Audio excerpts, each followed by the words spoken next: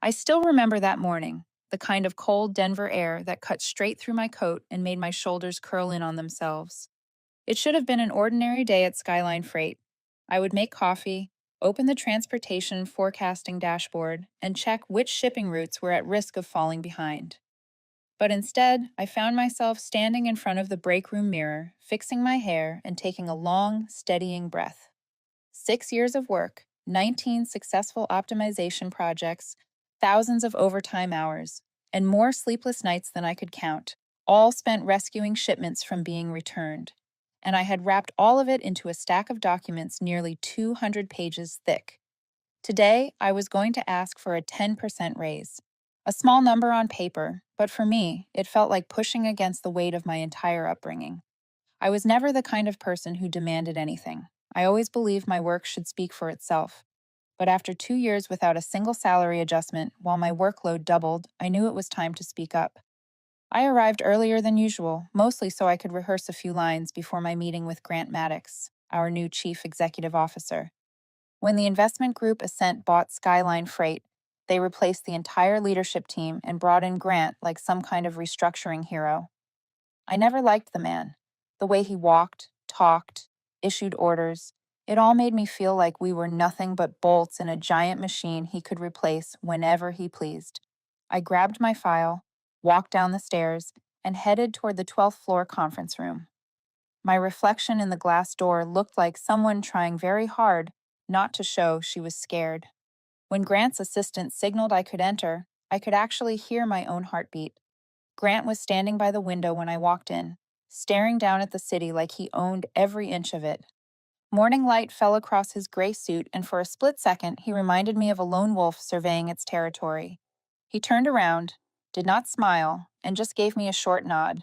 I understood that was all the politeness he intended to offer. I started my presentation, keeping my voice steady. I talked about the improvements I had proposed, the system failures I fixed before they became disasters, and the nights I stayed until 3 in the morning to save our biggest clients' shipments. I laid the file on the table, opened the charts showing cost reductions and productivity gains. Every number was clear. Grant flipped through a few pages. I could tell he was only doing it out of bare minimum courtesy. And when I finished with the line I had practiced all week, which I hoped to be considered for a 10% raise, he laughed. Not a polite laugh, a sharp, mocking laugh that echoed off the glass walls. 10%, he repeated, leaning back and folding his arms like I had just told him a joke. You have been here 6 years, and you think you deserve 10%. I forced myself to stay calm. I explained that my current pay was below market average, and my workload had significantly increased over the past 2 years. Grant waved a dismissive hand. Elise, you are back office. All that forecasting, algorithms, optimization software, that is support work. The real value comes from my sales team. They bring in customers, they bring in the money. You just keep them from messing up. My face burned, but I kept my tone level. Every customer retention strategy we have implemented is built on the forecasting system I created. Grant leaned forward, his eyes cold. Elise, everyone thinks they are important. But the truth is, no one here is irreplaceable. If you think you are worth more, go see what other companies are willing to pay you. Do not let me stop you. The words cut like a blade. I stood still, my heartbeat slowing like something inside me had shut down. All those years I had given Skyline, all that effort I thought would eventually be recognized, had all been an illusion. Grant leaned back, almost amused. If there is nothing else, I have an important meeting. I gathered my file, my hands trembling just slightly, and right before I stepped out, he added, so casually it felt crueler than shouting, Oh, and Elise, if you are thinking of quitting to make a point, do not bother. People like you are always afraid of change. I did not answer. I closed the door softly, holding myself together with every ounce of strength I had left. Inside the elevator, I caught my reflection again, and for the first time in years, I did not recognize the woman staring back. Someone drained, exhausted, someone whose pride had just been stepped on. I did not know it then, but that meeting was the beginning of everything. The collapse of Skyline, the greatest victory of my life, and a version of myself I never knew I could become. And if you are still listening, maybe you have felt it too. That moment when someone looks down on you in the very place you poured your whole heart into. Tell me where you are listening from in the comments. And if you enjoy stories about rising back smarter after being underestimated, do not forget to subscribe to the next chapters. When the elevator opened on the fifth floor, where the engineering department sat quietly under harsh white neon lights, I stepped out, feeling like someone who had just been shaken out of her own life. Everything looked painfully familiar: the scattered keyboard clicks, the printer humming in the corner, the mix of cheap coffee and old paper hanging in the air. And yet inside me, it felt as if someone had picked me up from my old world and thrown me into another version of myself. I sat down at my desk, feeling every heavy beat in my chest.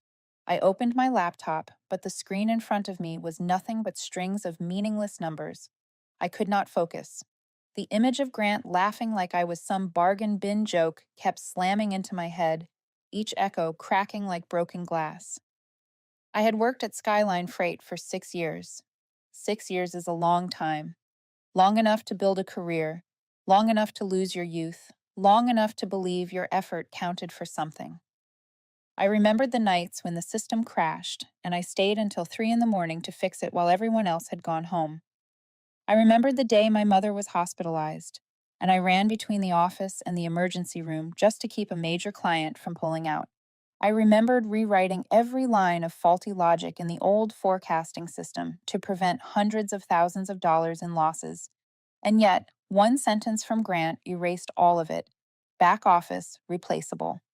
I took a long breath, opened my desk drawer, and pulled out a small black notebook. This was where I kept every idea I had never dared to share, things I developed not for SkyLine, but for myself.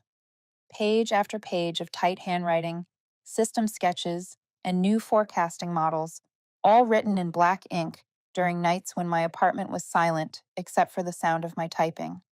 One page was marked by a paperclip. Elinops. I had named it more than 2 years ago, when Skyline's outdated system started to collapse under its own weight. I used my personal laptop, wrote thousands of lines of experimental code. At first, it was just an attempt to speed up processing, but then it exploded into something entirely different: a deep learning based distribution, forecasting, and optimization platform capable of cutting operating costs by 30 to 50% if fully deployed. For every algorithm, every improvement, I recorded the date, the time, the device used, and a note personal project, not within Skyline's scope. I did it out of instinct, and now that instinct might have saved me without me even realizing it. I flipped through a few more pages, reviewing the experimental modules I had run over the weekend. Most had never been implemented in the company's official system. What Skyline was using was essentially a stripped-down version I had fed into it, just to keep everything from collapsing. But ElanOps was the real engine of my mind, hidden in the dark, waiting to grow big enough to step into the light. And today, when Grant laughed in my face, I knew I had just crossed that line. A light tap sounded beside me. Jenna, my closest coworker, set down a cup of hot tea on my desk. She looked at me with worry written all over her face. "Elise, are you all right?" "Everyone heard you just met with Grant." I tried to smile but failed. Jenna sighed, pulled a chair over, and sat down beside me. "I have been wanting to tell you this for a while," she said softly. "Grant is planning to cut the engineering staff. I heard from a mid-level manager that he wants to outsource most of the work to lower costs." I looked up at her, my heart dropping another beat. So not only was I denied a raise, but I might be one of the people on the list. "You are the one keeping this entire system running," Jenna said, her voice tight with anger. "If Grant thinks you do not matter, then none of us stand a chance." I glanced down at the page marked ElanOps, my hand trembling slightly. It was time to face what I had been afraid of for so long. "I think I am leaving Skyline," I said, my voice barely holding together. Jenna blinked, sadness in her expression, but no surprise. I knew this day would come. I just wish it did not have to be like this. I leaned back in my chair, staring up at the bright white ceiling, letting my thoughts drift. There were two reasons I had hesitated to leave Skyline: my loyalty to my team and my fear of change. But now, the team was about to be sacrificed under Grant's restructuring plan, and the fear of change. Maybe it no longer had the strength to hold me. Inside my head, the pieces finally started to connect. The years of work, the sleepless nights, the times I was treated like a machine. And now, Elinops, something I built with blood and will, something that had never belonged to SkyLine. A thought flashed through me, so clear it stole my breath. Elinops could be the key that opens a new door. I closed the notebook slowly, as if sealing off a chapter of my life. Then I stood up, took the notebook and my personal laptop in hand. When I stepped into the hallway, Jenna looked up, her eyes already understanding everything. "Where are you going?" she asked. I tightened my grip on the notebook to find out what I am truly worth. It was the first time in years I felt like I was walking for myself, not for SkyLine, and it was the moment I knew everything was about to change forever. That night, when I returned to my small apartment on Capitol Hill, I sat down at the dining table that had gone cold hours ago and picked up my phone. In my contacts, there was a name I had saved for more than 1 year, but had never had the courage to call. Horizon X Logistics, the strongest rival SkyLine had known, famous for its speed of innovation and a culture that valued engineers more than internal politics. I stared at the number for almost a full minute. Then I pressed call. The receptionist answered with crisp professionalism before quickly transferring me to Liam Harwood, the Chief Technology Officer of Horizon X. Only a few seconds later, a young, steady baritone filled the line. "Elise Carter," he said immediately, as if he had been expecting me. I stiffened. "Yes, this is me." "I have heard more about you than you think," Liam said, with a smile I could hear through the phone. Horizon X has always been curious about the person behind SkyLine's sudden, unusual improvements. I fell silent. Not a single internal SkyLine document had ever put my name on any accomplishment. Yet, Horizon X knew. Liam continued, "If you have time, I would like to meet you tonight. A private conversation, nothing official." Something in me pushed me to say yes. Maybe it was the hollowness left after the meeting with Grant. Maybe it was the feeling of being seen for the first time. I nodded, even though he could not see it, and we agreed to meet at a small bar on Larimer Street, a place where the lights were low and people minded their own business. When I walked in, Liam was already there, sitting in the darkest corner, his laptop closed. He looked younger than I expected, early 40s, brown hair slightly curled, a mix of calm and sharp energy in the way he carried himself. "Elise Carter." He stood and shook my hand. "Finally we meet." I sat down, loosening my scarf, my heartbeat still running too fast. "You said you know about me." Liam let out a quiet laugh. "You think SkyLine suddenly increased operational performance in the past 3 years because of the new chief executive officer. I have friends in analytics. They all said the real driver was an unnamed engineer. I assumed that was you." I did not respond. He was not wrong. After a moment, I opened my notebook and slid it toward him. "This is Elinops." Liam shifted instantly into a serious posture. He straightened, opened the notebook, and read through every line. With each page, his brows drew together, not from doubt, but from astonishment. "You built this entire multi-layer forecasting system alone?" he asked. I nodded. "Using personal resources, personal equipment, nothing tied to SkyLine." I nodded again, a mix of excitement and nerves tightening in my chest. Liam exhaled long. "Elise, this goes far beyond anything SkyLine is using. If implemented correctly, Elinops could reshape the entire logistics market."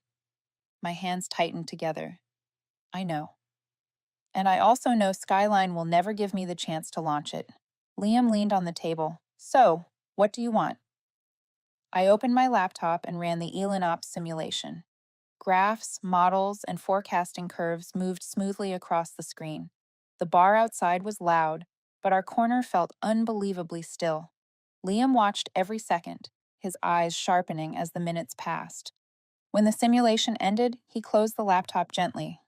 "Impressive," he said. "But I need to be sure of one thing." He gave me a real scenario, a distribution model heavily distorted due to noisy input data. He asked me to fix it right there, with only 15 minutes and my personal laptop. A test. I did not feel offended. If anything, the confidence I thought had died in me that morning rose again. I leaned over the keyboard, my fingers moving fast, the way they always did when I was saving a burning project. I isolated the signal, corrected the feature matrix, recalibrated the weight distribution, and rebuilt the entire forecasting chain in under 12 minutes. Liam stared, visibly stunned. Elise, you just did in 12 minutes what my research team has spent 2 weeks trying to finish. I sat back, breathing hard, but with a calm I had never felt inside SkyLine. Liam smiled wider. I will be direct. Horizon X wants you, very much. Then he said the words that froze my entire body. 3 times your current salary. Company equity. Full authority to develop Elin Ops with your own engineering team. For a second, I thought I misheard him. He continued, and your name will be put on every project you build. No one will ever be allowed to take credit from you again. I looked down at my notebook, feeling a sting behind my eyes. If Grant heard this, he would laugh out loud. But Liam did not laugh. He said it with a seriousness that felt like a promise. My phone vibrated, a message from Jenna. Be careful, someone said Grant is asking about where you went tonight. A cold jolt ran down my spine. Grant was already suspicious, and a chief executive officer like him was capable of far more than I wanted to imagine. Liam watched my expression. SkyLine is putting pressure on you. I shook my head, not directly, but I know Grant. He will not let me walk away without trouble. Liam's tone hardened. Horizon X will protect you, but you need to decide fast. We want to sign a memorandum with you within 1 week. I tightened my grip on the black notebook. I thought about 6 years of being dismissed, used, and erased from every achievement. I thought about Elin Ops and the future I could build if I dared to choose it. I looked straight into Liam's eyes. I agree in principle. Liam nodded, satisfied. Then start preparing, Elise. This decision will change your entire life. When I stepped out of the bar, the Denver night wind hit sharp and cold, but clear. I felt something ending and something beginning crossing in the space of a single breath. Tomorrow I will write my resignation letter, and this time I would walk away not out of fear, but because I finally understood how much more I was worth. The next morning, I arrived at SkyLine earlier than usual, not because I wanted to work more, but because I wanted to end everything quietly. The office was still dark, with only a few rows of motion sensor lights flickering on. I opened my laptop and wrote the shortest resignation letter I could. No explanations, no blame. 6 years of work compressed into a single paragraph. I printed it, held the thin white sheet in my hand, light as a breath, but heavy as a door about to close. I walked up to the 12th floor, each step a mixture of relief and a sharp ache. The grants assistant looked surprised to see me. Elise, do you have an appointment? I shook my head. I just need to submit a document. She knocked, and Grant allowed me in. When I stepped inside, he was standing by the window, looking down at the city like all of Denver was under his command. He turned around, his expression calm. What is this about? I placed the letter in front of him. I would like to resign, effective in 2 weeks. For a brief moment, surprise flashed across his face, but it disappeared quickly. He regained his smooth, composed tone. Elise, I do not think we need to make such a sudden decision. Things may have been tense the other day, but I do appreciate your work. I did not circle around anything. I have thought it through. I am leaving SkyLine. Grant's expression shifted instantly. The softness vanished, replaced by the coldness I had known too well. Elise, you understand the contract contains strict confidentiality clauses. Leaving could expose you to significant legal risks. I nodded. I know. And I have never taken any internal data outside the company. Grant gave a thin smile. Outside working hours, correct? I took the black notebook from my bag. Inside was the entire development log of Elin Ops, with dates, times, and the personal devices I used. I opened several pages for him to see. I developed all of it off hours, on my own equipment. I did not use any SkyLine infrastructure. Grant hesitated for the first time, clearly not expecting that I had prepared this well. He leaned his hands on the table, his voice sharp as a blade. Elise, you know the company can view personal projects as conflicts of interest. I met his eyes. There is no clause in the contract that forbids it. and I did not use any SkyLine resources to build ELINOps. He did not like that answer. He hit the internal button. Call legal up here now. We need to audit all of Elise's computers and accounts. I knew exactly what he was doing, creating the pretext of suspected data theft, a classic pressure tactic used on technical staff. Legal entered, carrying a thick stack of papers. They asked me to sign a series of inventory forms, declarations, and personal device disclosures. None of it existed in the original contract. I kept my voice steady. I will only sign documents that are legally required under the original agreement. Any additional papers will go to my attorney. The sentence made Grant pull back just slightly. He had not expected me to have legal support ready. He forced his tone to be firm. The company laptop still belongs to SkyLine. I have the right to seize and inspect it. I nodded right away. I do not object, but the inspection must be sealed, documented, and signed by a legal. No one touches the device after I leave unless I or my attorney is present. Legal exchanged glances. Grant glared at me, annoyed but unable to contradict the procedure. An hour later, they took my laptop and I stood at my desk, packing the last of my things: a small plant, a few books, and an old water mug. People watched quietly, no one daring to say a word. When I walked toward the elevator, Grant stepped out of his office, hands in his pockets, posture dripping with arrogance. Elise, I stopped. Do you really think you will walk out of here that easily? If I find any violation, no matter how small, I will pursue it. I am not letting this end cleanly. I turned to face him. My voice was calm, so calm it surprised even me. I have not done anything wrong, and I am not afraid of threats. Grant looked at me like he wanted to tear that certainty apart, but I turned away before he could speak again. The elevator doors closed, reflecting my face back at me. No longer the woman who had been humiliated in that morning meeting. Only resolve remained. When I stepped out of the SkyLine building, the Denver wind hit icy and sharp, but clean. I gripped the bag of my belongings and walked straight to the parking lot, not looking back even once. Grant thought he had just started a war. But the truth was, the war had begun the moment he laughed in my face. And this time, I was no longer standing alone. The first day at Horizon X began with a feeling both strange and weightlessly relieving. Their building was not as flashy as SkyLine, but there was something I sensed the moment I stepped inside, a positive energy. People walked quickly, spoke softly, focused, but never tense. Everyone greeted me with real smiles, not the mechanical, polite gestures I had grown used to. Liam was waiting in the lobby, hands in his pockets, his face brightening when he saw me. Welcome to Horizon X, Elise. Ready? I nodded.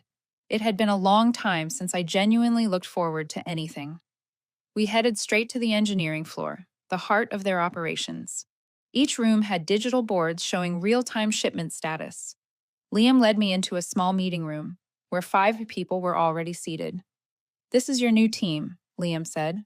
All strong engineers, but each with their own style. I looked around. Ava, data analysis, sharp eyes full of fire. Brooks, system security, calm and controlled. Maya, algorithm optimization, focused. Ethan, DevOps, quiet and thoughtful. And finally, Jordan, the only one with his arms crossed, not smiling, openly skeptical. Liam leaned in. I will say it for him. Jordan wants to know if you are actually as good as your reputation says. Jordan did not look away. That is right. We have heard a lot about you, but here we do not trust stories. We trust results. His tone was not rude, but not friendly either. I knew that feeling too well. 6 years at SkyLine had been a long chain of proving myself to people who never valued technical work. Good, I said. Then let us start with the results. Liam smiled, pleased I did not flinch. You will have a small challenge. There is a persistent bug that the team has spent 2 weeks on without finding the root cause. If you can resolve it within 24 hours, I believe everyone will feel confident that we bet on the right person. Jordan crossed his arms tighter, almost as a dare. I asked for the system logs immediately. They handed me a laptop with the data open. The issue was in the route optimization module, exactly the area I knew best. But the broken code did not look like a logic flaw. It looked like corrupted input, a mismatch in the data sync between 2 servers. I sat down and focused completely. They watched me, but I felt no pressure. This was my world. Algorithms, data chains, predictive models. After an hour and a half, I found the cause. An old automated script that had not been updated was pulling data from a former partner using a new format, causing cascading failures. I fixed the script, added a filter, and reran the simulation. When the system returned stable results, I finally looked up. It is done. Jordan stood, walked over, and examined the screen. A minute passed. He turned back to me, and his eyes were no longer cold. Good, he said. I admit that. He held out his hand. Welcome to the team. I shook his hand, feeling a door open inside me. At that same moment, at SkyLine, everything was going in the opposite direction. Jenna texted me while I was eating lunch at Horizon X. Elise, the system is breaking nonstop. No one knows why. Grant is blaming engineering. Emergency meeting. I typed back. Do you guys have enough people to handle it? She replied. No. Grant cut 7 more people this morning. I frowned. This was what I had feared for years.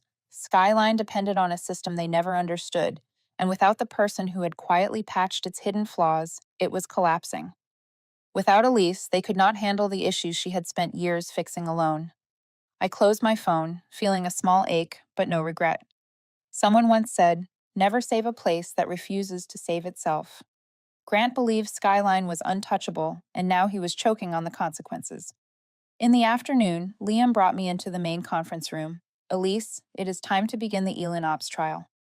I connected my personal laptop and opened the simulation. The projections displayed on the wall were far more accurate than anything Horizon X currently used. The team leaned in instantly. The graphs, the real-time models, everything showed performance miles ahead.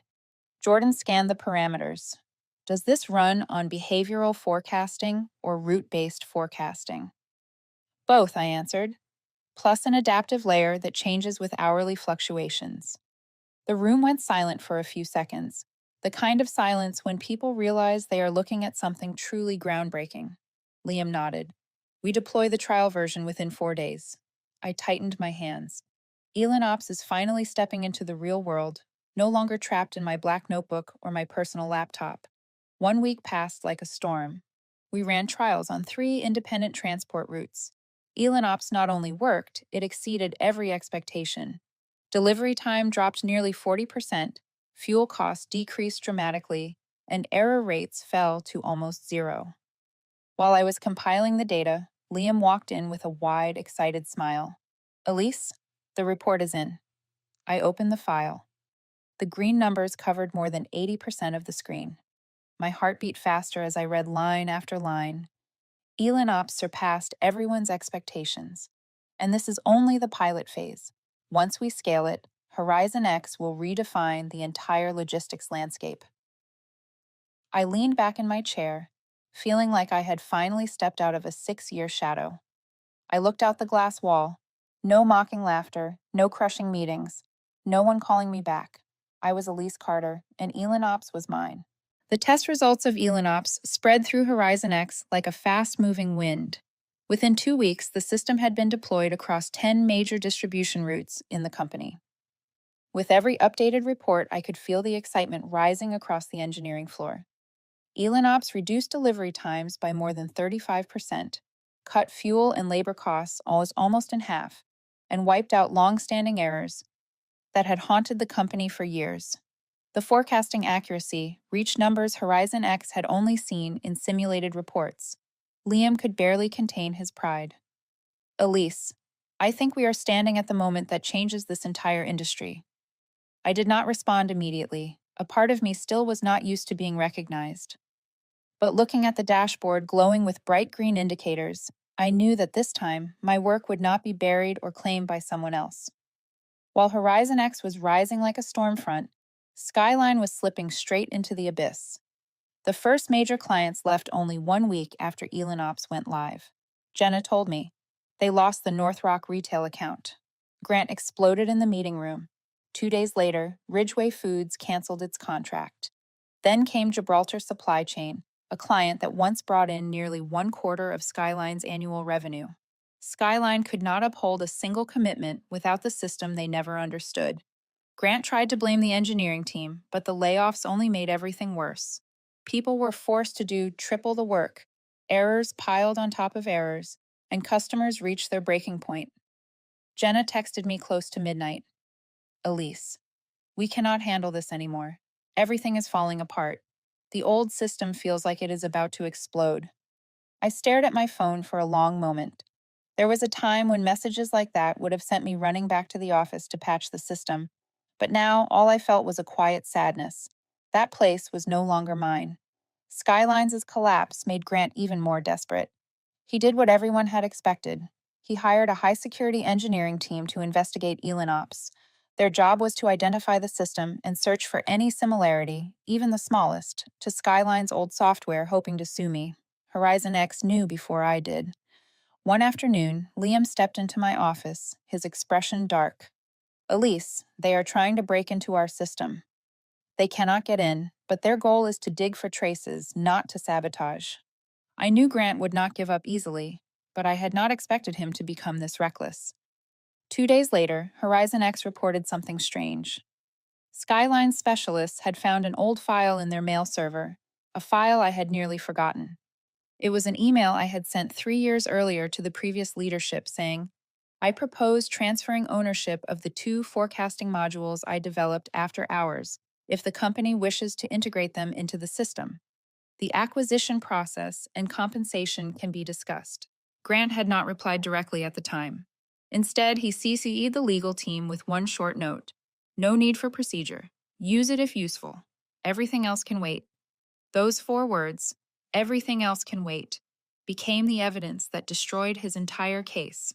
SkyLine's engineers thought they had found the thing that would bring me down, but instead they uncovered the proof that I had acted correctly, while Grant had ignored legal procedures for years. Grant still chose to sue. Perhaps he had lost too much to turn back. The lawsuit arrived at Horizon X on a Monday morning. Liam brought it to my office, placing it on the desk without a sound. Read it. But do not worry. We have been preparing since the day you arrived. I opened the document. SkyLine accused me of misappropriating intellectual property and causing severe revenue damage. I read to the last line and exhaled slowly. They really thought I would be afraid of cheap legal threats. The trial moved faster than anyone expected. Our lawyers presented the Elinops development log, the full records of my personal devices, and finally, the 3-year-old email proving SkyLine had refused to follow legal acquisition procedures. When the email appeared on the screen, Grant went pale. The panel needed only 10 minutes to dismiss all accusations and add that SkyLine had shown a lack of seriousness in intellectual property management and attempted to use the law to intimidate a former employee. The case collapsed in the most literal sense. Grant said nothing as he left the courtroom. News outlets picked up the story instantly. One major headline read, SkyLine Freight loses lawsuit against former engineer, leadership at fault. From that moment on, SkyLine could barely stand. The board questioned Grant daily. More than 60% of clients were gone. The stock plummeted. Internal rumors spread. Grant might be forced out any day now. Horizon X, meanwhile, was surging forward, not just because of Elinops, but because people now knew me, the person who helped push the company ahead during the industry's toughest competition. My colleagues proudly talked about my system. Internal reports called me the new strategic pillar. For the first time in my life, I walked into a company and saw my own face on the opening slide of a full company meeting. Before switching to the next slide, Liam said, Elise Carter has changed the future of Horizon X. I sat still, feeling a warm current run down my spine. Not because of glory, but because, for once, I truly belonged somewhere. Elinops was no longer a forgotten draft buried in my old laptop. It had become a flagship product, the reason Horizon X was being called the next generation leader in logistics technology. I, once labeled a back office employee who brought no value, in Grant's words, had become the symbol of Horizon X's success. And this was only the beginning. A week after the lawsuit was dismissed, Liam sent me an independent report that the entire logistics industry was buzzing about. It was a comprehensive analysis of SkyLine Freight's collapse after 6 months of crisis. The very first page made my throat tighten.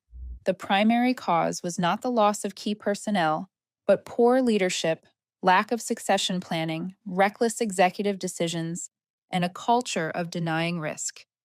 I read every line with the sinking feeling of watching a slow motion film of the years I had lived through, ignored warnings, rejected upgrade requests, and decisions that pushed the system past its limits. The report stated clearly that ELINOps was only a catalyst for comparison, not the cause of SkyLine's downfall. Something twisted in my chest. I never wanted to be the reason dozens of people suffered, even if the report showed the truth was the opposite. That afternoon, as I stepped out of the building, I heard someone call from behind. Elise, I turned. A man stood in the slanted afternoon light, hair salt and pepper, shoulders slightly hunched, but the eyes were unmistakable. Wilson. I walked quickly toward him. Are you all right? He gave a tired smile. All right is a luxury, Elise, but I am surviving. I opened my mouth, but he continued. At SkyLine, many people think you are the reason they were let go. Not because they hate you, but because leadership believed that if they kept you, the system would stay alive, and the rest of us could be replaced by anyone. My chest dropped a beat. I never wanted. I know, Wilson said firmly. No one blames you. People are just hurting because they worked their whole lives only to be treated like they never mattered. Grant thought you were the only star worth saving. That was the mistake that killed the company. He placed a hand on my shoulder. But the consequences are still real. A lot of people are struggling, Elise. He walked away, leaving behind a long, heavy chain of thoughts I could not shake. I had saved myself, saved the system I built, but the people I once worked beside, there was no one to save them. At Horizon X, ELINOps continued to exceed every expectation. 3 major clients switched over within 1 month. The board expanded my authority and granted additional budget to grow the engineering team. Meanwhile, Horizon X HR sent me a long list of new applicants. I recognized at least 10 names from SkyLine, engineers, route coordinators, shift managers, and people who had worked with me through sleepless nights. Jordan placed the stack on my desk. Most of these are from SkyLine. What do you want to do? I ran my fingers over the papers, feeling something heavy settle in my chest. They were not wrong. They had simply been in the wrong place, under the wrong leadership. But could I help all of them? As Horizon X expanded rapidly, SkyLine spiraled uncontrollably. Jenna told me Grant had barely shown up in the office for an entire week. The board was holding meeting after meeting to discuss replacing him. Elise, they say Grant might be gone soon, Jenna texted. I replied with a single line. I hope everyone is okay. But I knew they were not. Many were already unemployed or waiting for their turn. One late night, while I was reviewing the latest ELINOps report, Liam walked in. You look exhausted. What is going on? I stared out at the Denver skyline, lights bleeding into the night. Then I finally said what had been lodged in my chest for days. I feel guilty. A lot of people lost their jobs, and even though the report says it was not because of me, I still feel connected to it. Liam pulled up a chair, his voice steady. Elise, you did not destroy SkyLine. Granted, you left a place that did not respect you. Horizon X. Thriving because of you is not a sin. I pressed my lips together. Logic understood. My heart did not. After a long pause, I said softly, but what if I can help the people there, not Grant, but the ones who deserve a second chance? Liam looked at me for a long moment, then nodded. If you believe there is something right you can do, then do it. You have influence here now. Propose it. His words sparked the idea that had been simmering quietly inside me for weeks. That night, I opened my laptop and began to write. Not technical documents, not system reports, but my first proposal for a support program for the displaced SkyLine staff. I gave it a name. Restart Program, a second chance for those who should never have been left behind. In the proposal, I outlined 3 goals. Priority hiring for capable former SkyLine employees. Reskilling, training for those who wanted to shift roles. A referral network among logistics companies across Denver. I read it once before hitting save. caught between Horizon X rise and Skyline's collapse. It was the first time I felt I could build a bridge instead of standing on one shore, watching the other burn. When I closed the laptop, I knew one thing clearly. I had chosen my path. I arrived at Horizon X earlier than usual that morning. Denver was overcast, a stretch of gray clouds pressing down on the sky, making the air feel heavier than it should. As I turned into the parking lot, I noticed a black luxury SUV already parked there. The tinted window caught a dull glint of light, but I still recognized the silhouette inside. I thought my eyes were playing tricks on me, but no. The moment I closed my car door, the man stepped out. Grant Maddox. I froze for a second. Grant had always appeared in front of me with the confidence and arrogance of a newly crowned chief executive officer, a man convinced the world would bend for him. But today, he looked nothing like that. His face was gaunt, his stubble uneven, his expensive suit wrinkled as if he had slept in it, and yet, his eyes still clung to that familiar arrogance. His voice was hoarse, but a hint of that cold edge remained. Elise, we need to talk. I did not want a scene in Horizon X parking lot, but I could not pretend I had not seen him. I folded my arms, keeping my distance. I thought things between us ended the moment the court dismissed your case. Grant glanced around, as if afraid someone might see him here. This is not a safe place to talk. Let us go to the rooftop. I just need 5 minutes. I exhaled quietly. I was not afraid of him anymore. I was not afraid of anything tied to SkyLine anymore. I stepped into the elevator first. Grant followed, silent enough that I could hear the ragged edge of his breathing. When the doors opened onto the rooftop, the cold wind struck both of us sharply. Grant stood with his back to the city, staring toward the direction where SkyLine once held its headquarters. "We are going bankrupt," he said the moment I walked up. His voice was a mixture of bitterness and quiet desperation. "The board has voted. If we cannot turn things around in 3 months, SkyLine will be dissolved." I said nothing. Grant turned to face me, his eyes bloodshot. "Elise, you have to come back and help me." I almost laughed, softly, disbelieving. "Say that again." He stepped closer. "I need you as a consultant, not an employee. I will pay you 4 times what Horizon X pays. You will have full authority over the old system. Just keep SkyLine from dying completely." I looked him straight in the eyes, my voice steadier than I expected. "Grant, you do not need me. You need someone to carry the blame for you. You want a name to point to when SkyLine cannot get back up. Is that it?" His face twitched, the truth hitting him harder than he wanted to admit.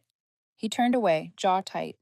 When he spoke again, his voice was smaller, thinning under the weight of everything he had lost. I was wrong. I froze. I had never thought I would hear those words from Grant. He continued, voice trembling, as if he were swallowing a whole mountain of pride. "I should not have treated you that way. I should not have laughed at you. I should not have dismissed what you built. I was too confident that I could never be wrong." His honesty startled me, but I would not let it soften me. "Your mistake was not just treating me badly. It was leading an entire workforce into ruin, crushing morale and treating people like ammunition to burn through." Grant winced, trying to cling to whatever authority he still believed he had. "You do not understand the pressure of leadership.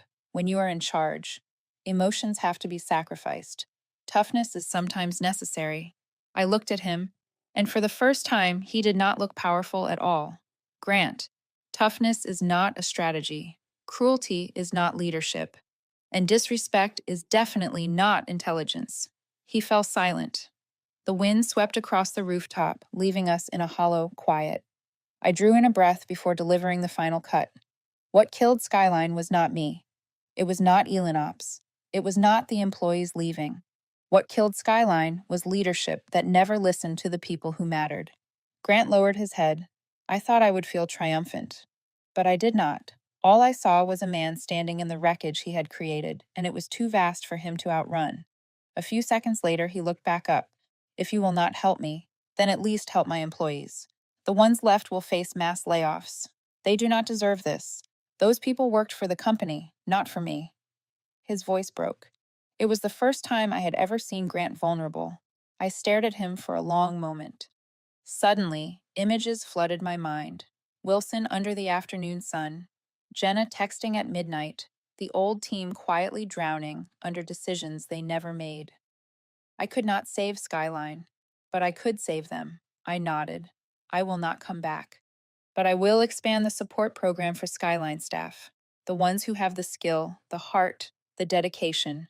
I will make sure they have a chance. Grant closed his eyes, relief washing over him like he had just stepped back from a cliff. Thank you, he whispered. I stepped into the elevator, and just before the doors closed, I told him one last thing. Grant, sometimes justice is not about punishment. It is about finally learning the lesson you should have learned long ago. The doors slid shut, leaving Grant standing on the rooftop, small against the gray sky. Back in my office, I pulled up the restart proposal I had written the night before. This time I added one final line. Not for the past, but for the future of those who deserve one. I sent the proposal to Liam. At that moment, standing on the edge between justice and compassion, I knew exactly which direction I needed to walk. A week after I submitted the restart proposal, Horizon X called an emergency meeting with the entire leadership team. Liam stood at the head of the table, his hand resting on the color printout of the document I had presented the day before. When he looked at me with that quiet, unmistakable respect, I knew the program was going to be approved. That afternoon, Horizon X officially announced Restart, a recruitment and retraining program created specifically for employees who had lost their jobs at SkyLine. The announcement went live on the company website, on LinkedIn, and business outlets picked it up almost immediately. A wave of excitement spread through the office. The first application emails arrived within minutes. 2 days later, we had nearly 200 submissions. I spent the entire evening reviewing every single one. So many familiar names. People who once sat beside me during lunch breaks, who called me during night shifts to ask about system failures, who survived impossible peak seasons with me. None of them deserved to be swept away by the chaos caused by Grant's decisions. The following week blurred into a pace I had never experienced. The HR team worked nonstop, hosting group interviews, rapid evaluations, and skill checks. I joined almost every interview, not because I had to, but because I felt I owed them something. By the end of the 9th day, we had hired more than half. Some burst into tears right there at the interview table when they heard the words, "We are excited to welcome you to Horizon X." One of them was Wilson, who had managed SkyLines' warehouse operations for 20 years. He shook my hand so tightly when he walked into the new office. "Elise, I do not know how to thank you. You gave us an opportunity. SkyLine never did." I smiled. "It is not me. It is your resilience." But when he walked away, I knew that was not the whole truth. If I had stayed silent, if I had kept enduring, if I had accepted being undervalued, none of them would be here today. A month later, Horizon X held a major event to celebrate the nationwide rollout of Elin Ops. I stood on a small stage, facing a room full of people who, just a year ago, had been my former colleagues. The light shone bright on me. Below the stage, Liam looked up, proud. The host read my name with my new title, Innovator of the Year. As I stepped forward to accept the award, the applause rose like a wave. The glass plaque reflected a version of myself I never imagined I could become. Someone who walked away, who defended her worth, who built something greater than herself. After the ceremony, as I was speaking with the new team, a young woman approached me. She looked about 22, her badge reading Tessa, a new member of the development team. "Elise, can I ask you something?" I nodded. "How did you know when it was time to stand up for yourself?" I am afraid of looking demanding or ungrateful. I looked at her and saw myself from years ago, a woman who believed silence was loyalty and endurance was virtue. I spoke slowly. "You know it is time to stand up when you realize you are being valued less than your worth, when you constantly have to prove what should already be obvious, when fear replaces trust every time you show up to work, and especially when you feel yourself fading into a job you built with your own hands." She lowered her head, absorbing every word. I placed a hand on her shoulder. "And remember this, Tessa, someone with real value never needs permission to be respected." She thanked me and walked away, leaving me with a strange ache, a mixture of pride and grief for the version of myself who once stayed silent for too long. A few days later, I returned to my office to find a cream-colored envelope on my desk with no name on it. I opened it. Inside was a handwritten letter, something almost no one used anymore. Elise, I wish I had seen your worth sooner. Congratulations on everything you have achieved. Grant. I read the short message several times. No bitterness, no excuses, no dramatics, just a late admission of truth. I placed the letter in my drawer, not to keep it as a memory, but to put away a chapter that had ended. I did not need to forgive or forget. I only needed to let go. That night, after everyone had left, I stepped onto the 16th floor balcony. Denver stretched out before me, glittering like an ocean of light. The night wind carried the scent of melting snow and something else, something that felt like new hope. I leaned against the railing, taking it all in. 6 years ago, I stood inside a SkyLine elevator, feeling so small I thought I might disappear. 6 years of work, sacrifice, and all I got was a mocking laugh. But if I could tell that version of myself one thing, I would say this. The best decision you ever made was not leaving SkyLine. It was believing you deserved better. I closed my eyes and breathed deeply. The night sky opened wide in front of me like a limitless door. I had finally stepped out of the shadow of being underestimated, and into the light I created myself. I smiled, knowing my journey was far from over. It had only just begun.